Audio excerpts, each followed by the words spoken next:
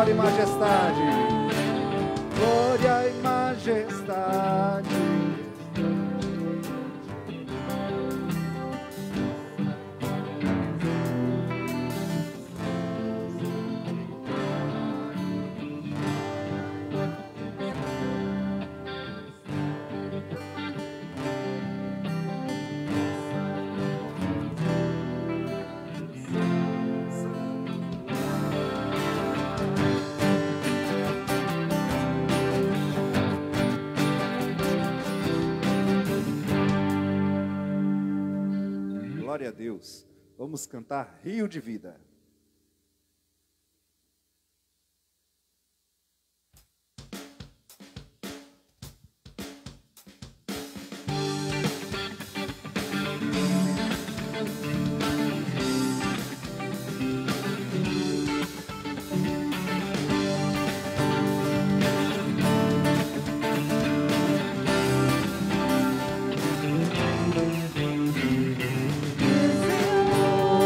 Sua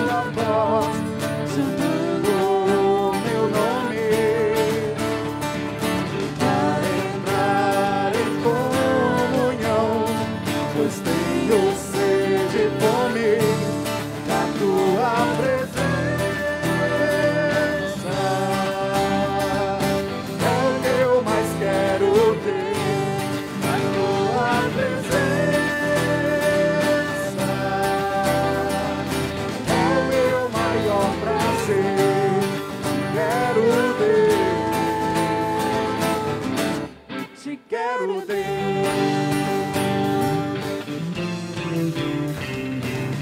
Eu não posso deixar de te amar, eu não posso deixar de adorar, eu não posso deixar de desejar tua presença. O fogo que desce do céu, a palavra mais doce que o mel, eu tenho de vida, quem me sustenta.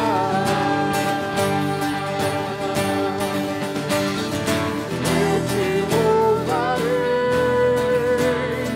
de todo o coração, mais do que o ouro e a prata. A tua presença me basta, a tua presença me basta, a tua presença me basta, te quero ter. Eu não posso deixar de te amar, eu não posso deixar de adorar, eu não posso deixar de desejar tua presença. O fogo que desce do céu, a palavra mais doce que o mel, é o rio de vida que me sustenta. Eu te louvarei, eu te louvarei de todo o coração, mais do que o ouro e a prata. A tua presença me basta, a tua presença me basta, a tua presença me basta, te quero ter. Eu não posso deixar de te amar, eu não posso deixar de adorar, eu não posso deixar de desejar tua presença. O corrido que desce do céu, a palavra mais doce que o mel, é o rio de vida que me sustenta. Eu não posso deixar de te amar.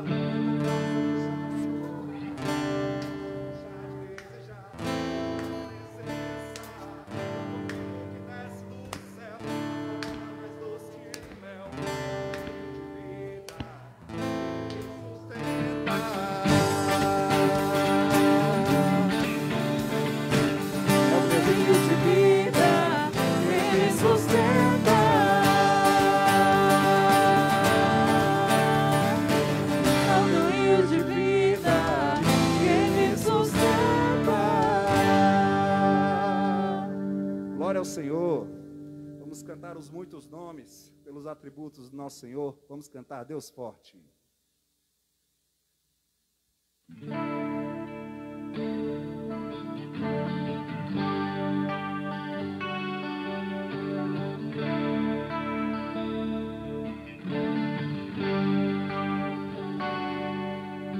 Ó Deus, tu és o meu Deus forte, o grande é o Shaddai, todo poderoso Adonai.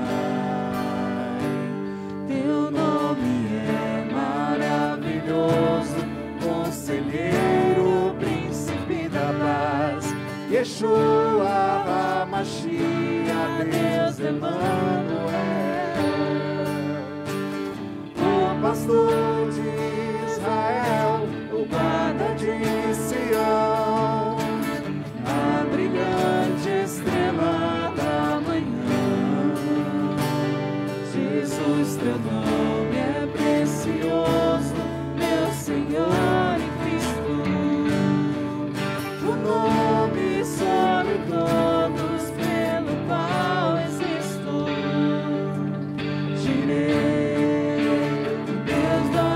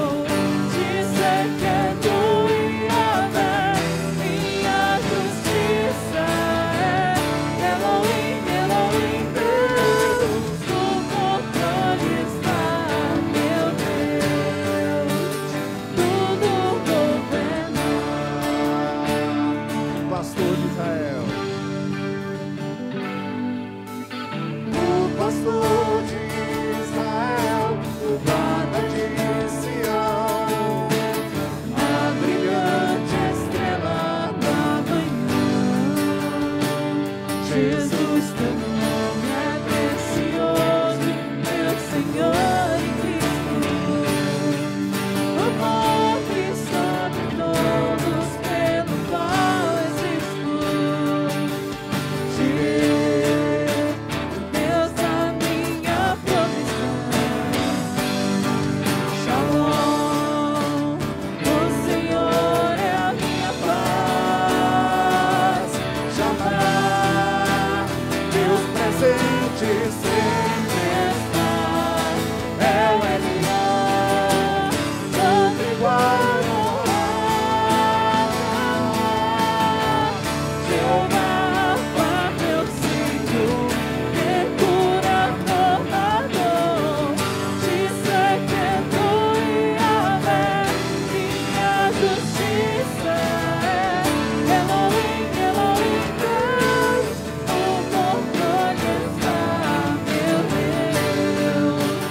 Tudo governa Jeová, meu Senhor, que cura tornador.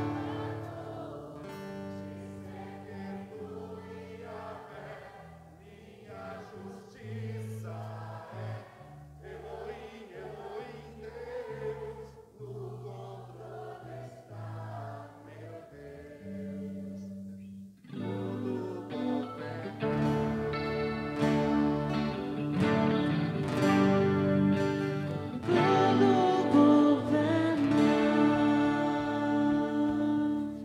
Amém. Queiram assentar-se, meus irmãos queridos. Eu gostaria nesse instante de abrir um momento deste culto para nós agradecermos a Deus pela vida do Antenor. Antenor Neto, vem cá, meu querido.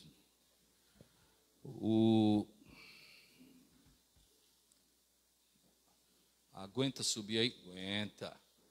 Antenor, para aqueles que são novos na igreja, quando eu conheci a família do Kennedy Moura Ramos e da Ana Dízia, o Samuel ainda não tinha nascido, não é? Nem imaginávamos que Deus iria presentear a família com o Samuel. Nós tínhamos o Antenor, pequenininho, não é? Tímido, e logo nós fizemos amizade, não é? Até eu brinco muito com ele que ele não sabia nem falar direito, né, Antenor? Lembra disso? Me chamava para ir para a praia, né? Apaiá, pator. É. E nós acompanhamos algumas etapas da vida do Antenor, momentos alegres, momentos difíceis também, não é? E é uma família muito próxima, a mim sempre foi, desde o início. E há 3 domingos nós orávamos pedindo a Deus que estivesse com o Antenor. Ele estava diante de um grande desafio, especialmente para a idade dele, porque apesar de ter passado de mim, ele tem 15 anos, né?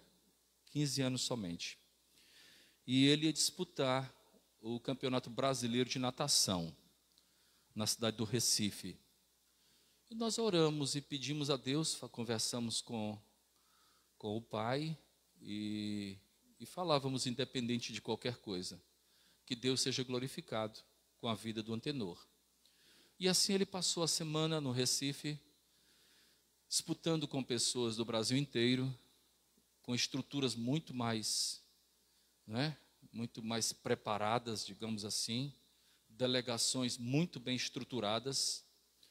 Nós, inclusive, estivemos lá durante um dia, na semana em que Antenor estava disputando, e nós ouvimos, né, do seu Leomir, pai da Kellen, que a cidade estava respirando esse campeonato de natação, que era o Campeonato Brasileiro.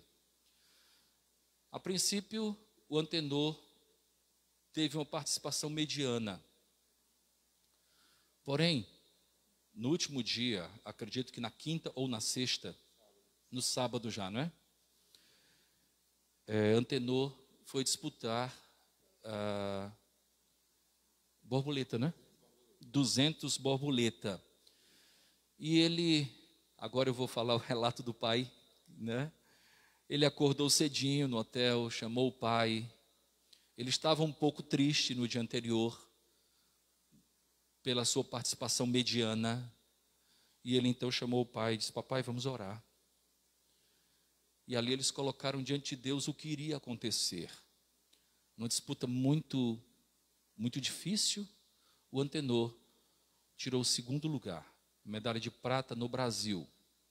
E como aquilo nos trouxe alegria. Porém, maior alegria do que o resultado em si foi o depoimento dele para o pai.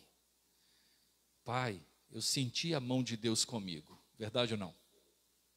Eu senti a mão de Deus comigo. Essa é a grande diferença, meus irmãos, em tudo que nós fizermos. Nós temos um Deus cuja mão está estendida sobre as nossas vidas. Busquemos ao nosso Senhor. Buscai ao Senhor enquanto se pode achar. Invocai-o enquanto está perto. Você pode estar pensando: pastor, mas na natação, não é a natação em si, é a vida cuidada por Deus. É a vida abençoada por Deus. O apóstolo Paulo disse: aquele que não poupou seu próprio filho, antes o entregou em favor de nós, como não nos dará juntamente com ele, com Cristo, Antenor, todas as coisas? Então nosso Deus sonda o nosso coração e nos coloca onde Ele deseja que nós estejamos. Que continuemos confiando em Deus, Antenor, que a sua vida seja uma vida sustentada por Deus, abençoada por Deus, que em tudo, relacionamentos, desafios, objetivos, que você se lembre que há um Deus que está sempre com o seu braço estendido sobre a nossa vida. Eu peço à igreja que curve a cabeça, todos nós, e vamos agradecer a Deus pela vida do Antenor. Antes eu gostaria de saber, você quer dar alguma palavra, Antenor? Não mesmo? Teu negócio é nadar, né? Falar não é contigo. Vamos orar.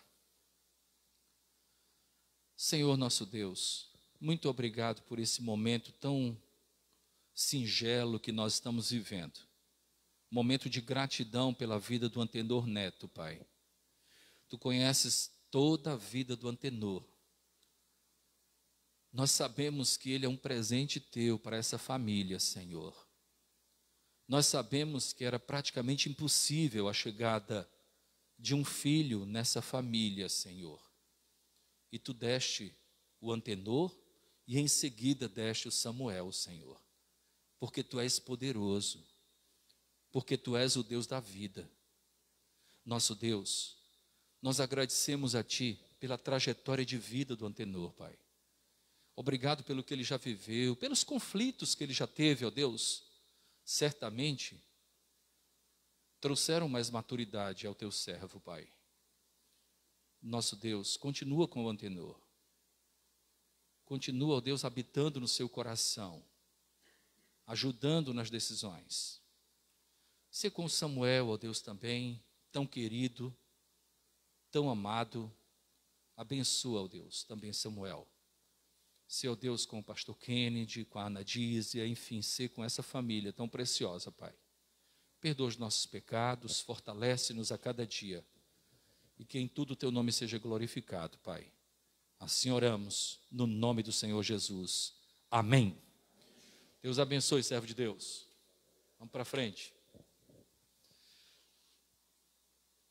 Vamos abrir a palavra de Deus, meus queridos irmãos. Vamos abrir no Salmo 1.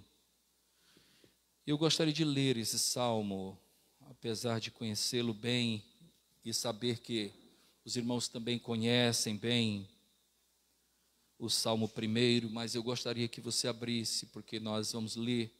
Quero também encorajar aqueles que estão acompanhando pela internet, que possam também abrir a palavra e permanecer com ela aberta. Bem-aventurado o homem que não anda segundo o conselho dos ímpios, não se detém no caminho dos pecadores, nem se assenta na roda dos escarnecedores. Antes o seu prazer está na lei do Senhor, e na sua lei medita de dia e de noite. Ele é como a árvore plantada junto a correntes de águas, que no devido tempo dá o seu fruto, e cuja folhagem não murcha, e tudo quanto ele faz será bem-sucedido. Os ímpios não são assim. São, porém, como a palha que o vento dispersa. Por isso, os perversos não prevalecerão no juízo, nem os pecadores na congregação dos justos. Pois o Senhor conhece o caminho dos justos, mas o caminho dos ímpios perecerá. Amém. Meus irmãos, o livro dos Salmos é um livro muito apreciado pelo povo de Deus. Acredito que um dos mais apreciados pelo povo de Deus. É o maior livro, está no meio da Bíblia, e há neste livro salmos que abordam temas tão significativos para a nossa vida. Curiosamente, este livro começa justamente falando a respeito do segredo da felicidade. O segredo da felicidade não é em conquistas desta vida, apesar de nos alegrarmos, Antenor e tantos jovens que conseguiram êxito no trabalho, êxito na escola, na faculdade, mas esse não é o segredo da felicidade. Há muitos campeões tristes, há muitos bons profissionais tristes e abatidos, que não se enquadram na lista, na galeria dos bem-aventurados. Porque bem-aventurado é aquele que não anda segundo o conselho dos ímpios. Porque bem-aventurado é aquele que não se detém no caminho dos pecadores. Porque bem-aventurado é aquele que não se assenta na roda dos escarnecedores. Enfim, bem-aventurado é aquele que dá ouvidos não àqueles que desprezam a Deus. O que um ímpio tem para nos dizer? O que um ímpio tem para nos aconselhar? Bem-aventurado é aquele cujo prazer está na lei do Senhor, e na sua lei medita de dia e de noite. E precisamos sim, de dia e de noite, porque todo dia e toda noite nós esquecemos. Precisamos constantemente estarmos diante da lei do Senhor, porque constantemente a esquecemos, de dia e de noite. Bem-aventurado é aquele que é comparado com uma árvore plantada junto a correntes de águas. É aquele que no devido tempo dá o seu fruto, que ele obedece à dinâmica que o nosso Deus estabeleceu. Existe o dia de frutificar, e aquele que é bem-aventurado obedece essa dinâmica, obedece a bênção de frutificar no tempo certo. E é muito interessante isso, não é que passa a vida toda frutificando. Tem época em que nós não frutificamos. Tem época em que nós temos dificuldades, porque Deus está trabalhando a nossa vida. Mas no tempo devido, seremos frutíferos. Porém, a folha não murcha. Mesmo em tempos quando o fruto não for uma realidade, mas a folha continua verde, demonstrando que a vida permanece, que a esperança é uma realidade. Às vezes nós nos questionamos, eu me lembro, irmãos, os novos aqui, quando nós começamos éramos tão poucos, não é? E devido às muitas lutas, os muitos êxodos, né? Estávamos aqui, depois fomos para Facete, depois fomos nas dependências da Candeias, depois voltamos para cá, e foram tantos êxodos da nossa igreja, até termos o nosso lugar, não é? E houve tempo que eu conversava com o pastor Kennedy, e ele dizia para mim: pastor, nós estamos tão poucos. E eu dizia o seguinte: Deus tem um propósito. Deus tem um propósito. A folha continua verde. Se você está vivendo um momento da vida em que você não constata frutos, mais importante que isso é você manter a folha verde. porque no devido tempo o fruto virá. Talvez não seja o tempo. No tempo adequado, o fruto virá. Assim é o homem bem-aventurado, cuja folha não murcha, e tudo quanto faz será bem-sucedido. Ele ficará feliz, ele verá prosperidade. Não necessariamente a prosperidade material, mas a prosperidade da alma, do coração, do espírito, do contentamento, de estar caminhando no caminho, na estrada proposta por Deus para a vida. Os ímpios não são assim. Ímpio dá origem à palavra impiedade. Aqueles que desprezam a Deus, que são ímpios, não são assim. Eles não são dessa forma. Eles não evitam más companhias. Eles não têm prazer na lei do Senhor. Eles não são plantados junto a correntes de águas. Eles não são assim. Por isso que eles são como a palha que o vento dispersa. E como essa expressão é dura. É dura. Não permanece. É como a palha que o vento dispersa. E é justamente por isso, diz o salmista, que os perversos não prevalecerão no juízo, nem os pecadores na congregação dos justos. Porque o vento dispersa. Porque o vento, naturalmente, eles serão dispersos. E o último versículo diz: pois o Senhor conhece o caminho dos justos. No sentido de ter comunhão, ele tem comunhão com o caminho do justificado. Mas o caminho do ímpio perecerá. Terá um fim triste. O livro dos Salmos então começa com essa poesia. Uma poesia cujo conteúdo é um conteúdo de alerta. É um conteúdo exortativo acerca daquilo que nós devemos cultivar na vida. Bem-aventurado. Não aquele que tem grandes conquistas nessa vida, necessariamente. Bem-aventurados. Não aqueles que conseguem adquirir muitas riquezas nesta vida, não necessariamente. Bem-aventurado. Não aquele que consegue galgar postos admiráveis pelo mundo, não necessariamente. Bem-aventurado é aquele que tem uma vida na presença de Deus, que é plantado à beira de uma corrente de águas. Bem-aventurado é aquele cuja vida está nas mãos do Deus vivo. Nós estaremos cantando o hino que vem a seguir. Entrega. Caso você tenha chegado até esse ambiente de culto trazendo consigo problemas que vão além das suas forças, e você deseja ser alvo da nossa oração, enquanto estivermos cantando, você poderá se colocar em pé. Nós estaremos orando por você. Aqueles que acompanham pela internet, também quero encorajá-los a terem esse momento de contrição, esse momento de oração juntamente conosco. Se coloque diante de Deus. Nós vamos cantar. Em seguida estaremos orando em seu favor.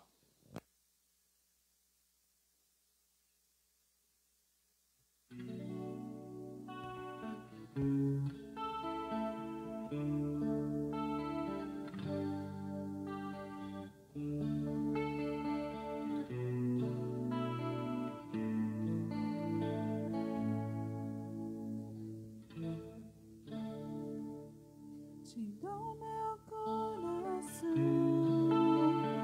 e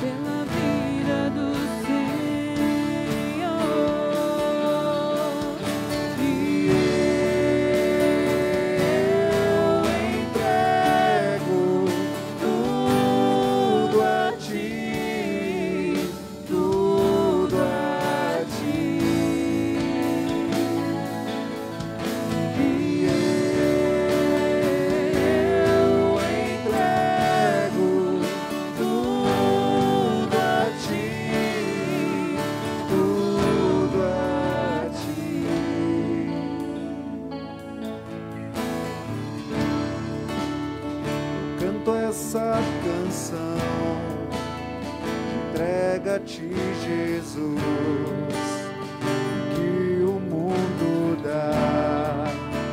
Eu deixo aos pés da cruz, vou conhecer a ti, teu nome dar louvor, sentir tua alegria, partilhando tua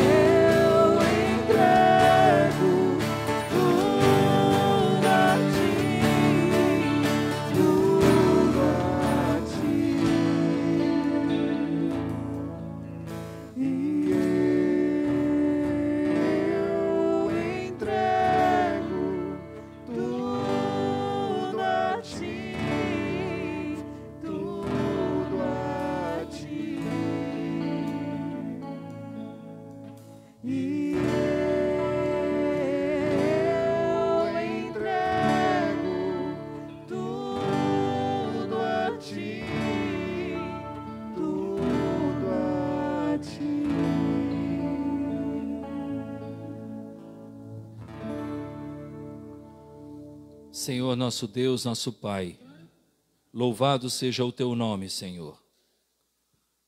Louvado seja o teu nome pelo que tu és, Pai. Louvado seja o teu nome pelo que tens feito em nosso favor, Pai. Nosso Senhor, diante da tua presença, nós apresentamos a ti cada pessoa que ora se encontra em pé. Cada pessoa que ora se encontra ajoelhada, Senhor. Nós pedimos, Pai amado, por essas vidas. Pedimos, Senhor, que sondes cada coração. Pedimos, Senhor, que tu possas remover sentimentos que são contrários à tua vontade. Sentimentos esses que um dia se alojaram, ó Deus, em nosso íntimo, Pai, no nosso coração. E acabaram produzindo, ó Deus, subsentimentos nocivos à vida cristã, à comunhão contigo e à comunhão com o nosso próximo, Pai. Remove, Senhor, tudo que não te agrada.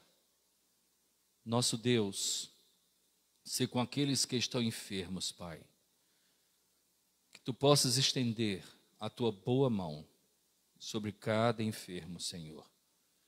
Nosso Senhor, se com aqueles que vivem o luto, Senhor, tem misericórdia deles. Nosso Deus, se com aqueles que estão indiferentes, ó Pai, ao teu evangelho, nosso Senhor, tem misericórdia. Nosso Senhor, se com aqueles que estão em viagem, ó Deus, que tu possas trazê-los em paz, em segurança plena, Senhor. Se com a nossa igreja, Senhor, dá que nada venha a nos entristecer, a nos faltar, dá que com alegria possamos, ó Pai, priorizar o teu reino em tudo que fizermos, Pai. Nosso Deus, muito obrigado por essa comunhão que o teu Filho nos proporciona, o mediador bendito, o Senhor Jesus Cristo.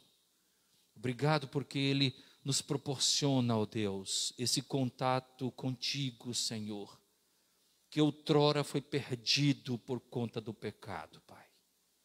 Ó Deus, muito obrigado por teres enviado o teu Filho como nosso mediador, Pai. E como isso nos dá segurança, Senhor, porque nós podemos falar contigo e conforme cantamos hoje, a tua presença nos basta, como ela é preciosa, Senhor. Obrigado porque em Cristo nós podemos sentir a tua presença no nosso viver, no nosso dia a dia. Nosso Deus, fortalece-nos, Pai amado, com a tua graça.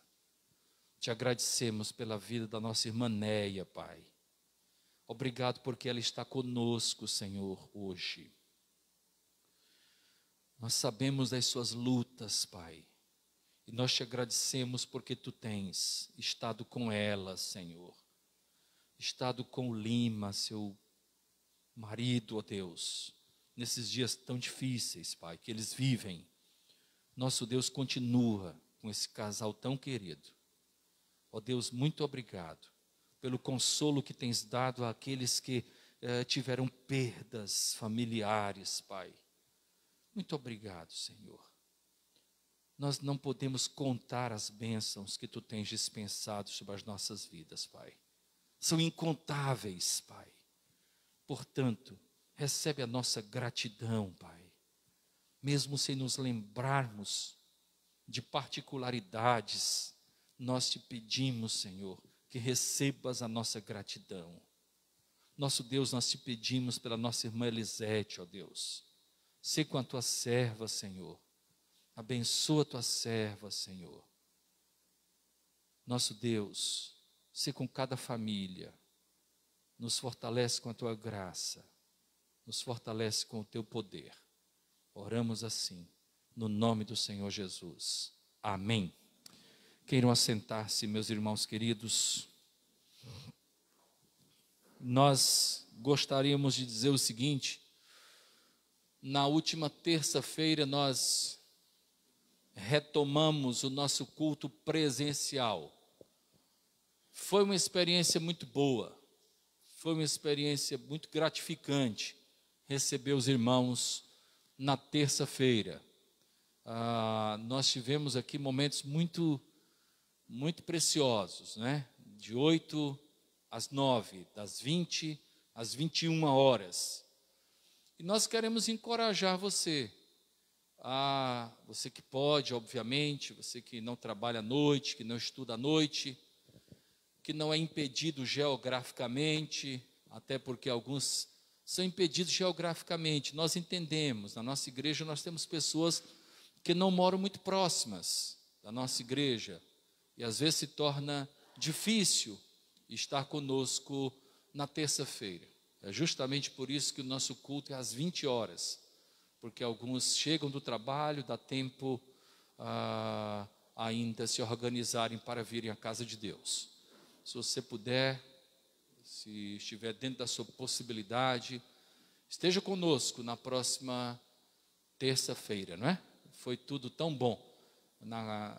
Durante a semana eu estive visitando o João e a Adriana estava comentando isso, né? A bênção de nós estarmos novamente, presencialmente, estudando a palavra de Deus. Isso realmente é impagável, né, Adriana? É muito bom, né? Muito bom. Então nós contamos com a presença dos irmãos que puderem, obviamente. Aqueles que não podem, o culto também será transmitido e esses irmãos também poderão receber a palavra de Deus. Acredito que não há nenhum visitante entre nós, não é? Ou há? Me ajudem. Não todos são de casa, não é? É uma reunião familiar. Muito bem. Eu gostaria de convidá-los a abrirem a palavra de Deus na carta que o apóstolo Paulo escreveu a Tito, capítulo 2, versículos 11 e 15. Ou 11 a 15, melhor dizendo. Tito, capítulo 2, versículos de 11 a 15.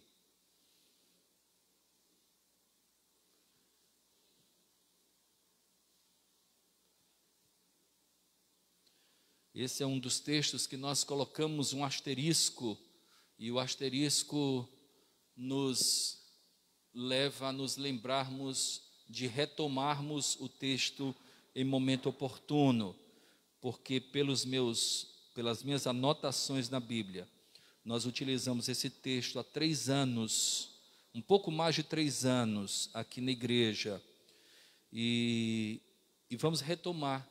Tem um conteúdo que merece a nossa nova abordagem nesse mesmo texto, não é? Tito capítulo 2, versículos de 11 a 15.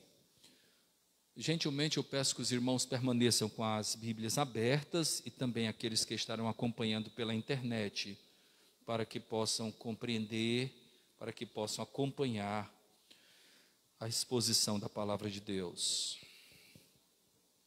Portanto, a graça de Deus se manifestou salvadora a todos os homens, educando-nos para que, renegadas a impiedade e as paixões mundanas, vivamos no presente século sensata, justa e piedosamente, aguardando a bendita esperança e a manifestação da glória do nosso grande Deus e Salvador Jesus Cristo, o qual a si mesmo se deu por nós, a fim de remir-nos de toda a iniquidade e purificar para si mesmo um povo exclusivamente seu, zeloso de boas obras. Dize estas coisas, exorta e repreende também com toda a autoridade. Ninguém te despreze. Amém. Meus amados irmãos, o apóstolo Paulo escreveu essa carta a Tito, que era um pastor grego. Ele não era judeu, era um pastor grego, que tinha o papel de liderar as igrejas na ilha grega chamada Creta. Era o papel que o apóstolo Paulo tinha delegado a Tito, que ele pudesse realizar um trabalho nas igrejas, nas cidades.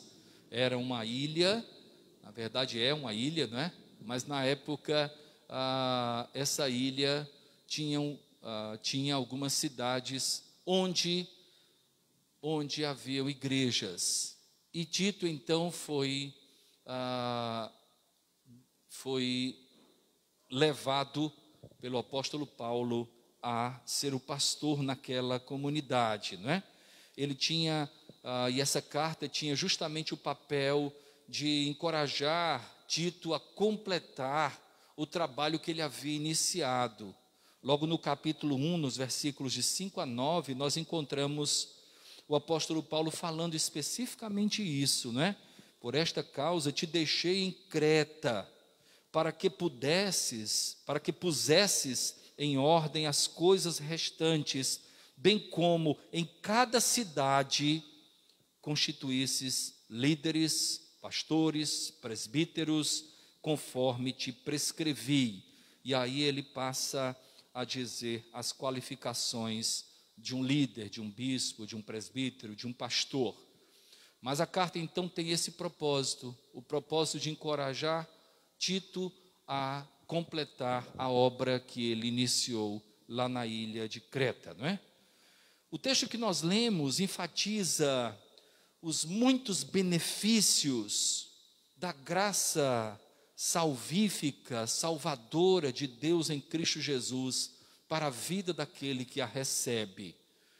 E nós encontramos então nesses versículos o apóstolo Paulo de uma maneira tão sábia, juntando 3 tempos, o tempo passado, o tempo presente e o tempo futuro, mostrando que o nosso Deus tem o poder de trabalhar a nossa vida nos 3 tempos de uma maneira tão significativa, tão sábia. Ele fala, por exemplo, a respeito do tempo presente, no versículo 12. A graça, então, tem o papel de nos educar no tempo presente, no presente século. Depois ele fala a respeito do futuro, no versículo 13, aguardando a bendita esperança e a manifestação da glória do nosso grande Deus e Salvador Jesus Cristo.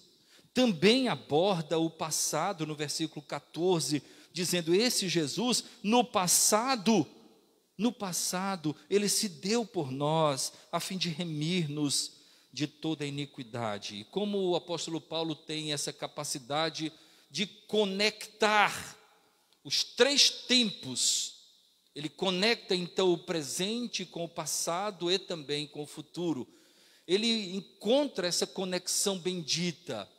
Em outras palavras, ele diz: no tempo presente nós somos o que somos e temos a bênção que temos, porque no passado Cristo morreu por nós. E temos também a alegria porque nós vislumbramos o futuro com Deus e o nosso coração é cheio de esperança da manifestação da glória do Senhor. Então o apóstolo Paulo aborda esses benefícios da graça salvadora do Senhor Jesus Cristo em nossas vidas, colocando diante de nós, conectando de alguma forma os três tempos. Já pararam para pensar sobre isso? Você é o que é porque um dia Cristo morreu por você. Passado, não é? Mas nós somos o que somos também, não fica aí não, porque nós temos uma esperança, o futuro. De modo que o passado, o presente e o futuro estão nas mãos de Deus, sob o domínio de Deus. Essa conexão dos três tempos dá-nos uma alegria, um encorajamento tão grande para nós caminharmos nesta vida. Um dia Cristo morreu por mim e a morte do Senhor Jesus Cristo fez com que surgisse no meu coração a esperança de no futuro eu ter uma vida com Deus por toda a eternidade. Hoje eu vivo com Ele, sabendo que nunca vou deixar de viver, porque no futuro o meu corpo será glorificado à semelhança do corpo de Cristo. Essa conexão é maravilhosa. O Evangelho tem esse poder de não deixar escapar absolutamente nada da nossa vida. Ele coloca diante de nós essa conexão bendita entre os três tempos que de alguma forma formam o conjunto da nossa experiência de vida. E tudo converge para Cristo. Fomos salvos por Ele, vivemos por Ele, por isso que Paulo disse, eu já não vivo mais, mas é Cristo que vive em mim. Então Ele morreu por mim, eu vivo nele, eu estarei eternamente com Ele. Passado, presente e futuro. Muito bem, meus irmãos, gostaria de expor algumas coisas importantes que eu julgo que há nesses versículos para o nosso crescimento. Veja comigo o versículo 11. Portanto, a graça de Deus se manifestou salvadora a todos os homens. E isso é fantástico. Primeiro, o apóstolo Paulo coloca a respeito de uma graça que foi manifestada. Na teologia, há uma palavra chamada epifania, que justamente mostra a revelação da graça, a aparição da graça, a manifestação da graça. Então o apóstolo Paulo coloca diante de nós que a graça de Deus foi manifestada, sem que nós fizéssemos absolutamente nada para que isso surgisse no nosso viver, diante dos nossos olhos. Ela, portanto, se manifestou como sendo um ato unilateral da parte de Deus para a nossa vida. Simplesmente ela se manifestou. Na história, e eu posso falar um pouquinho a respeito dessa realidade, até pela família que venho. Na história da minha família, como o meu avô era pastor, como eu tenho... meu bisavô também se converteu, e a maneira como o evangelho foi apresentado àqueles homens que tinham uma vida tão rústica, com pouco entendimento, eram feirantes, eram comerciantes, eram viajantes, e o evangelho chegou, se manifestou até eles de uma maneira milagrosa, e realizou um grande milagre lá na Paraíba, dentro do nosso contexto particular. Há uma manifestação que é puramente divina e não humana. Não houve qualquer planejamento humano para que essa graça chegasse até nós. Foi Deus. Foi Deus. Se você olhar para a sua vida, de onde você veio, tudo que você já passou, e hoje você está aqui, é difícil você não considerar, não compreender que a mão de Deus estava dirigindo você até o tempo presente. É uma manifestação de cuidado. Bastava uma decisão diferente e certamente na sua vida tudo seria modificado. Mas o Senhor não quis. Ele foi lá e disse: não, essa é a manifestação da graça de Deus. Talvez uma decisão diferente, um impulso diferente, pudesse de alguma forma impedir que você estivesse. Mas como os planos de Deus são perfeitos, e nada foge do controle de Deus, aquela decisão que porventura você, até em alguns vislumbres, se arrependa de não ter tomado, tudo isso estava sob o controle de Deus. Tudo isso, nisso também havia a mão de Deus. Você não vai por esse caminho, porque senão, lá em 2021, você não estará. Se você for por esse caminho aí que você julga ser o melhor, em 2021 você estará nas trevas e não na luz. Essa é a manifestação. Deus então se manifesta na pessoa de Cristo de uma maneira gloriosa. E o texto continua dizendo que essa graça se manifestou com a característica salvadora a todos os homens, gentios e também judeus, gregos, homens e mulheres, escravos, servos e senhores, bárbaros e também cultos, a todos os homens. Ou seja, só há um caminho, só há uma manifestação de graça, que há no Senhor Jesus Cristo para todos os homens. Todas as pessoas no planeta Terra, você compreende isso? Em todos os lugares do mundo, só existe salvação em Cristo. É isso que o texto fala. Não existe outra possibilidade. Como somos bem-aventurados, como somos felizes, como somos abençoados por essa graça ter se manifestado a nós. Porque só existe esse caminho para a salvação, só existe essa possibilidade. Esse é o cristianismo, que traz consigo essa radicalidade, a de nós só sermos salvos por meio de Cristo, porque foi Ele que morreu, foi Ele que inverteu o sangue precioso para a nossa salvação. O versículo seguinte diz: essa graça que se manifestou salvadora, ela nos educa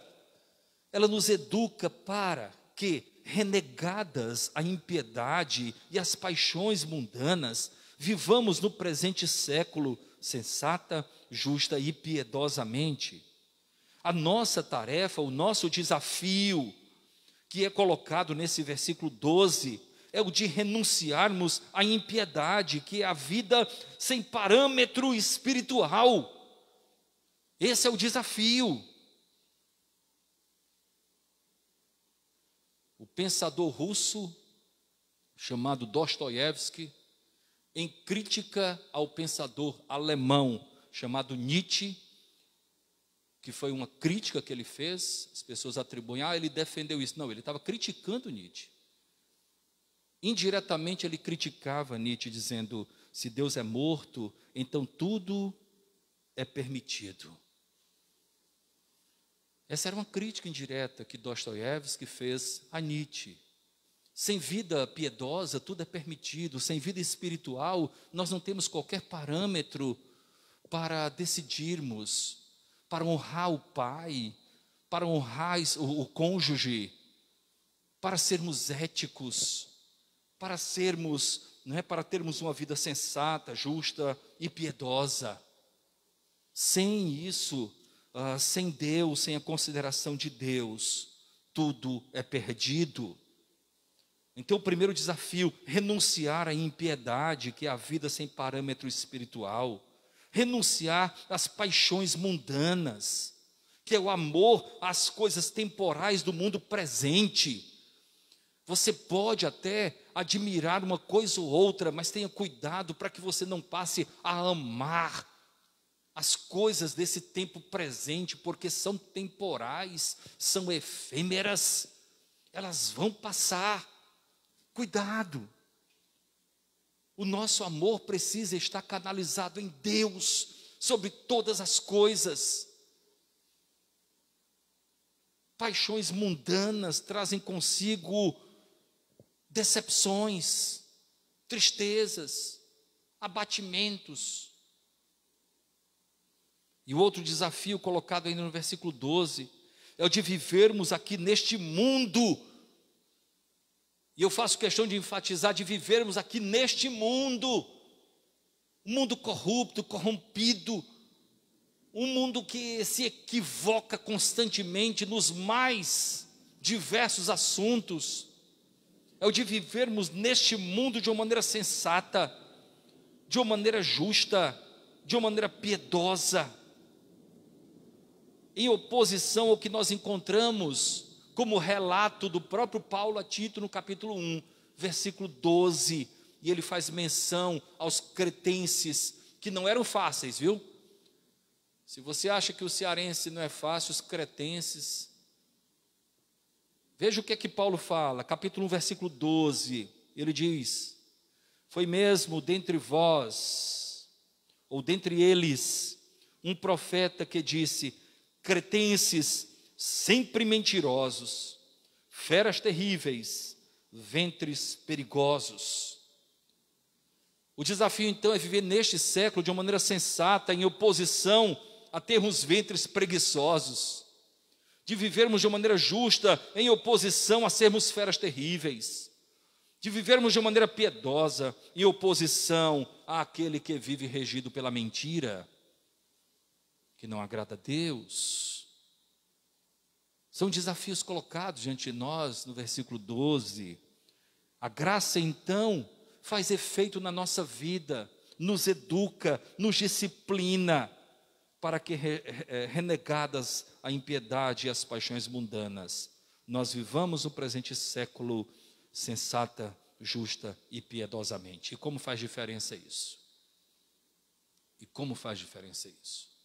Esse estilo de vida fará com que nós reflitamos as virtudes que há no Senhor Jesus. No Senhor Jesus. E o exemplo de cristão fala mais alto que qualquer pregação, queridos.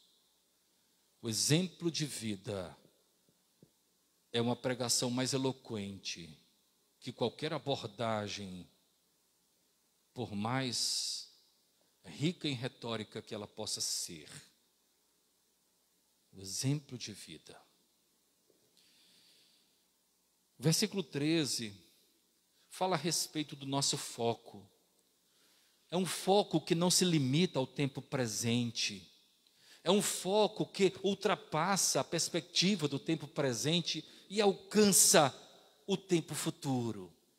Veja o que diz, versículo 13: aguardando a bendita esperança e a manifestação da glória do nosso grande Deus e Salvador Jesus Cristo.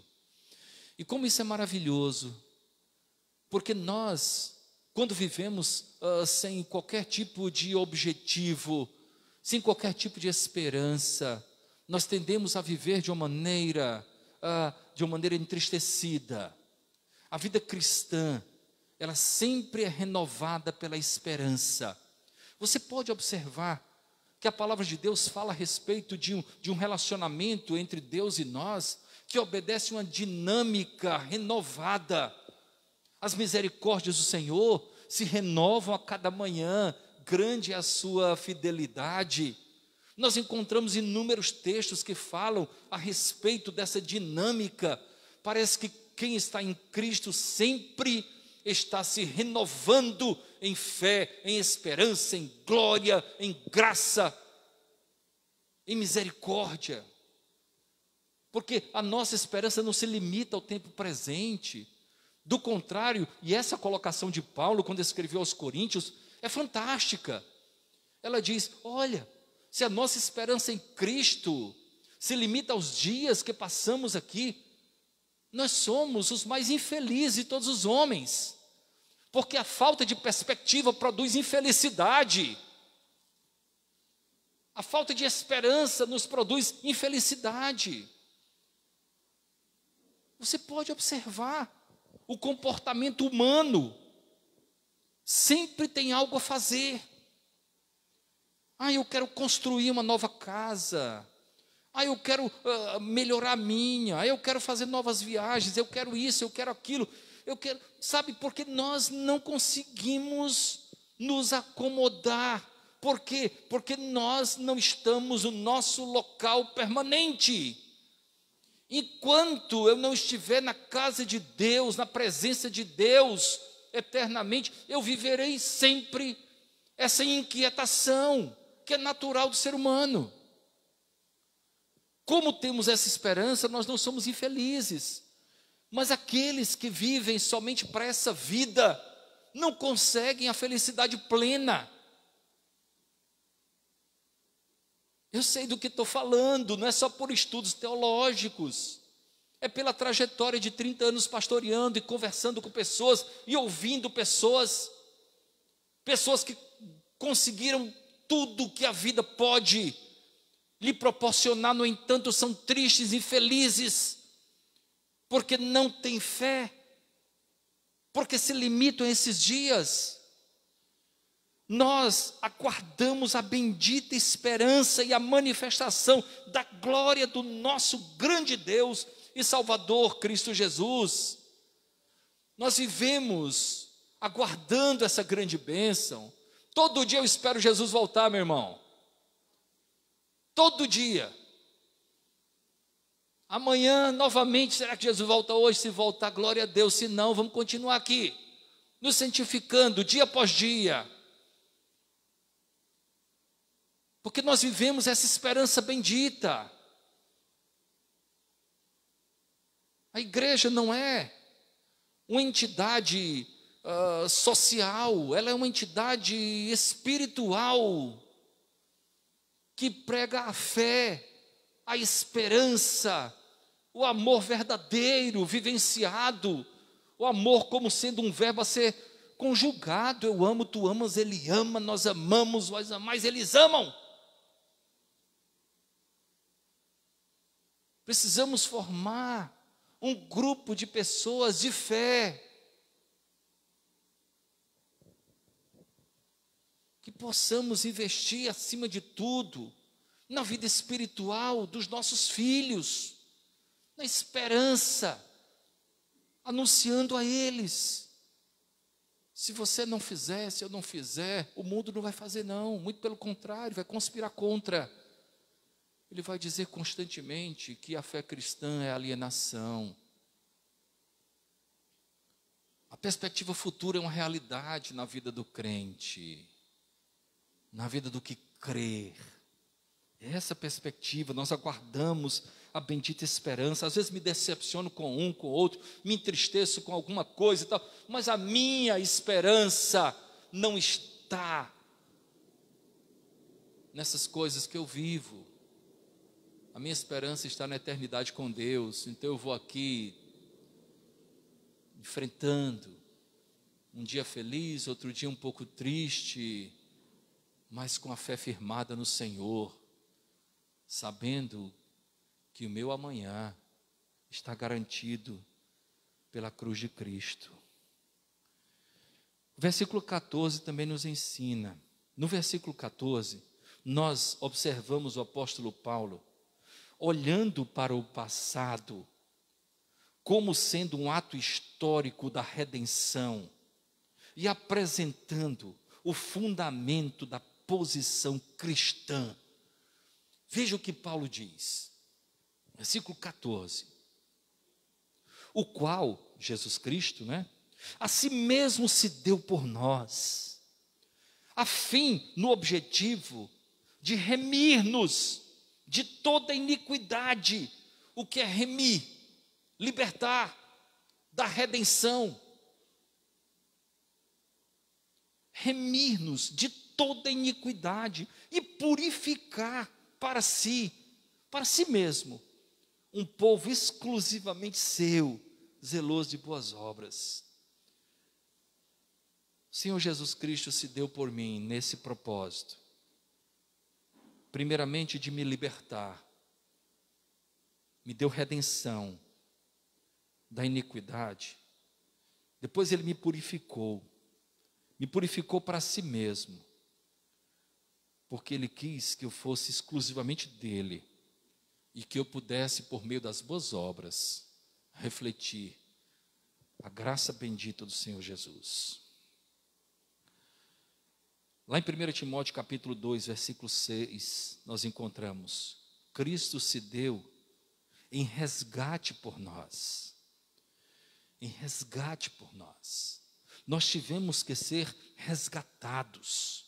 A redenção é tema predileto do apóstolo Paulo. A redenção transmite a ideia de livramento da escravidão. Cristo fez por nós o que por nós mesmos jamais nós teríamos condições de fazer. Portanto, o nosso objetivo como homens e mulheres resgatados, purificados, nós temos como objetivo nesta vida o fazer o bem, sermos zelosos de boas obras, porque nós pertencemos a Cristo, porque nós somos um povo exclusivamente dele. E em tudo que fizermos, nós precisamos sempre colocar diante de nós aquilo que de fato Cristo fez. Cristo fez. E eu não gostaria de trazer especulações dizendo o que ele faria hoje. Não. O que ele fez me é suficiente. Não gosto da especulação. O que Jesus faria no meu lugar? Não, não. É melhor eu saber o que ele fez nos mais diversos contextos da sua experiência de vida e eu procurar fazer algo semelhante àquilo que ele fez. Como ele lidou com a mulher samaritana, como ele lidou com Zaqueu, como ele lidou com a mulher apanhada em adultério, como ele lidou com cada um dos seus discípulos, como ele exortou a Pedro, como ele restaurou Pedro, como ele fez. Aí sim, como ele alimentou aquela multidão faminta, o que ele fez. Isso para mim é o parâmetro. Finalmente, queridos, o versículo 15. Versículo 15 diz, e aí vejam bem, o apóstolo Paulo falando diretamente a Tito, né? Carta pastoral, mas veja como traz lições para nós. Ele diz assim: dize estas coisas, exorta e repreende também com toda a autoridade, ninguém te despreze. Esse versículo me chama a atenção para a credibilidade que precisamos ter. A credibilidade. A credibilidade está associada necessariamente à autoridade daquele que fala, aquele que faz. Precisamos, portanto, precisamos nos preservar para que não sejamos desprezados, para que a nossa mensagem não seja ofuscada pelo nosso exemplo, pelo que nós fazemos, pelo que nós demonstramos ser os nossos valores, ou pelo que nós demonstramos ser aquilo que nós de fato valorizamos. Até porque onde estiver o teu tesouro, lá estará o teu coração. Se eu prego uma vida com Deus acima de tudo, eu tenho que, na prática, demonstrar que isso já é uma realidade na minha vida. Na minha vida. A autoridade vem a partir do respeito que nós precisamos ter, e eu digo nós enquanto igreja, nós enquanto cristãos, nós enquanto pregadores, anunciadores, homens e mulheres que testemunham do amor de Deus. Porque tudo na vida daquele que crê é diferente. É diferente. Você quer ver uma coisa? Você já teve num momento de despedida, momento fúnebre, de alguém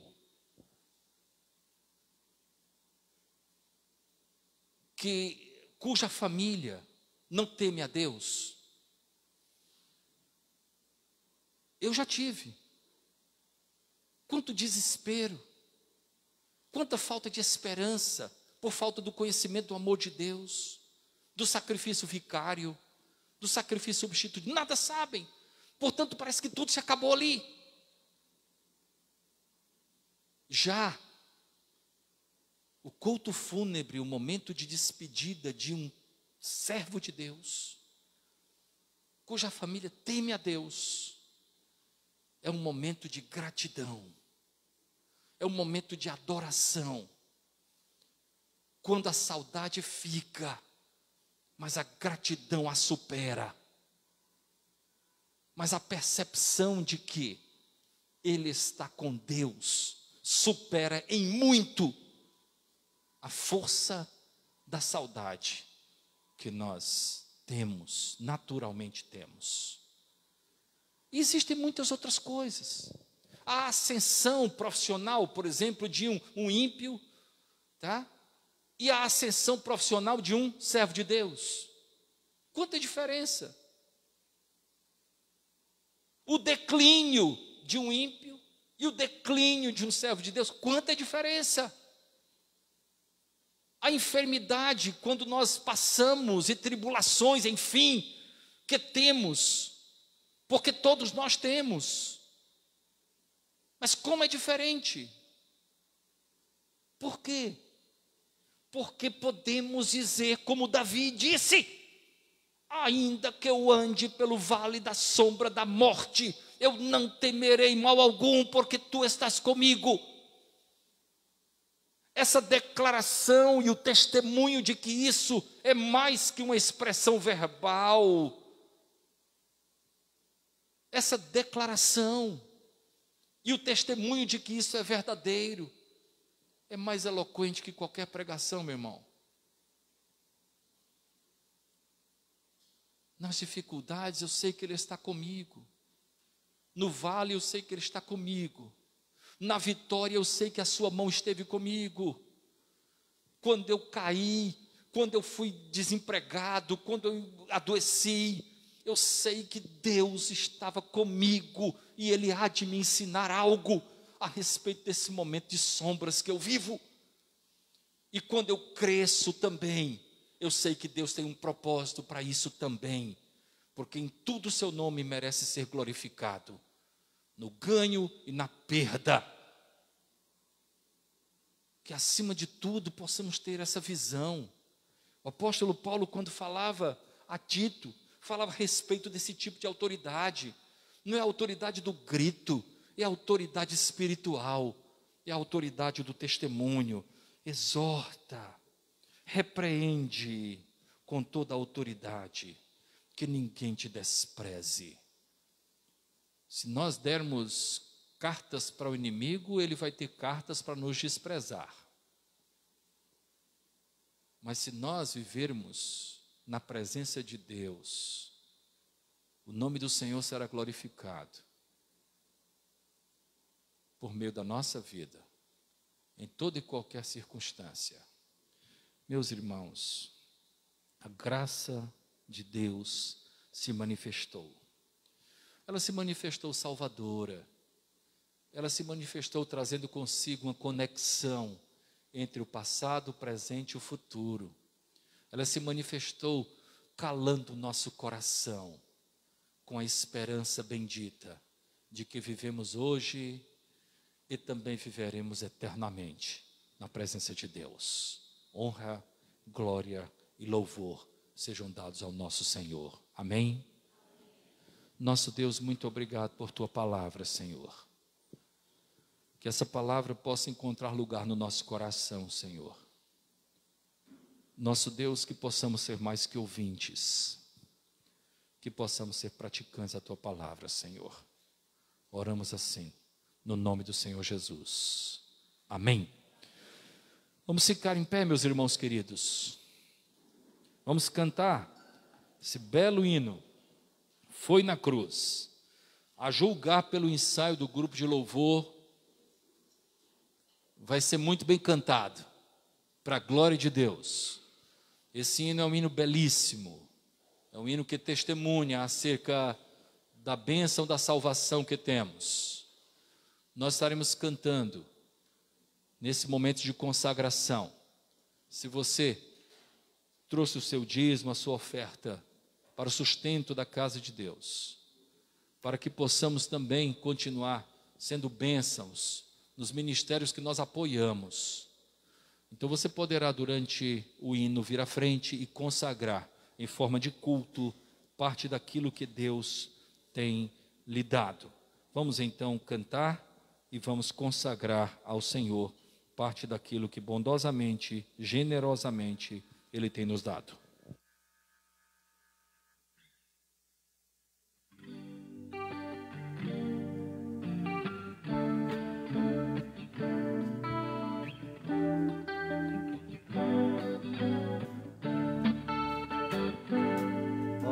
tão cego eu andei e perdido vaguei, longe, longe do meu Salvador. Mas da glória desceu e seu sangue verteu pra salvar o tão pobre pecador. Foi na cruz, onde um dia eu vi meus pecados castigados em Jesus.